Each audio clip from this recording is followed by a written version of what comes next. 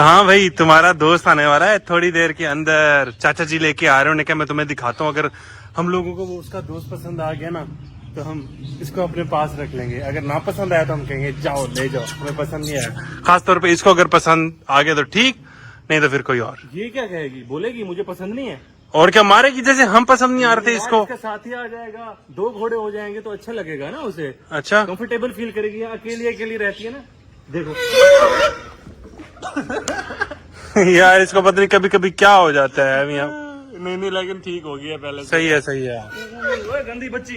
इसको पहले से शक हो गया कि भाई घोड़ा आ गया तो मैं नखरे करना शुरू कर। तो अभी दोस्तों मैं आपको बता देता हूँ कि हमारे मिनी जू में घोड़ा क्यों आ रहा है। दरअसल यार हमारी घोड़ी ना कभी कभी एग्रेसिव हो जाती है। कल तो हमने सोचा कि हमारी दोस्त बन गई है, लेकिन कभी कभी हमें डरा देती है। अभी आपने देखा किस तरह से कर रही थी।